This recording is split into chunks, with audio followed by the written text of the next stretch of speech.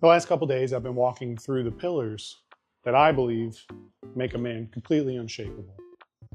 They were faith, mission, leadership, brotherhood, mindset, and strength.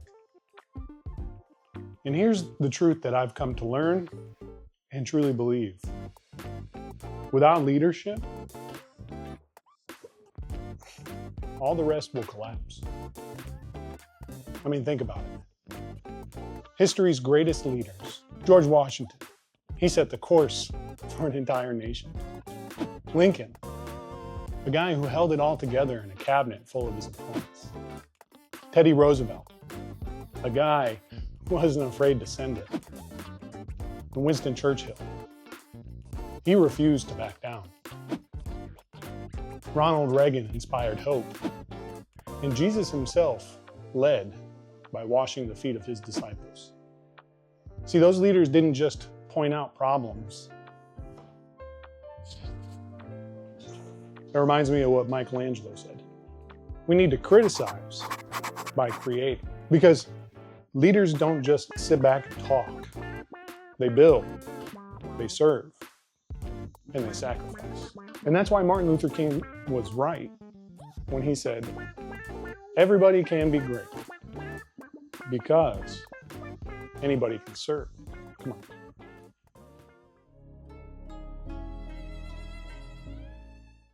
I've been leading in some capacity for almost 16 years now. And here's what I've learned about leadership.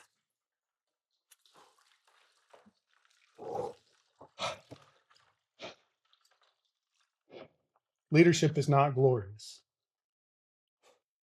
It's uncomfortable. It's heavy. It means stepping into places most people will avoid. And not for recognition, but because others are counting on you. Every leader that I just named faced moments where quitting would have probably been so much easier, but they showed up anyways. And I'm sure every one of them questioned whether they had what it takes. But here's the thing about leadership. You don't wait for the fear to lead. You lead anyway. You step into the cold and into the unknown, into your calling. Hold it.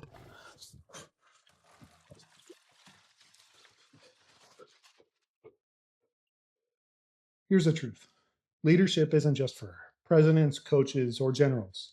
It's for you, your kids, your wife, your team at work. And the things about the men that I named, they weren't perfect. Lincoln battled depression. Churchill was ridiculed. They all faced uncertainty, doubt, and fear. But the thing that made them great wasn't perfection. It was perseverance.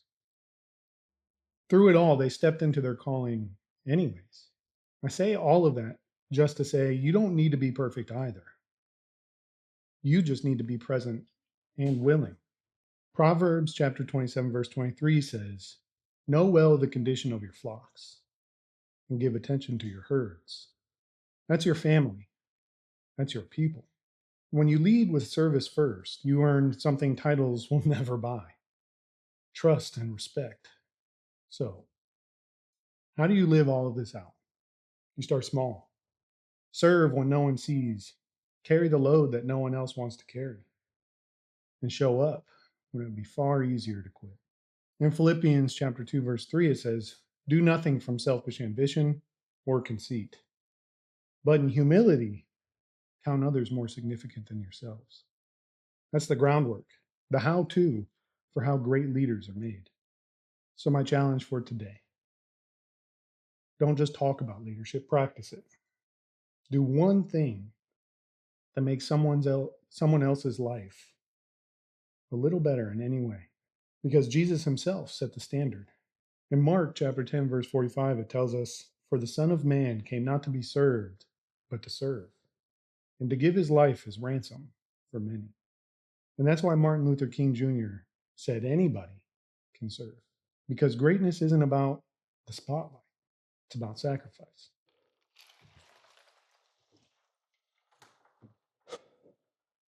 So today, step into the cold, carry the weight, and set the example today. And with that, Day 235 down. Remember, be kind, be great, dial it in, and most importantly, keep on sending it. Listen, did you know that Winston Churchill lost more elections than he won? Mhm. People actually wrote him off again and again. But when the world was falling apart, he became the voice that refused to surrender. Don't forget, you don't need to be successful every single time. You just need to be willing to keep going. And with that,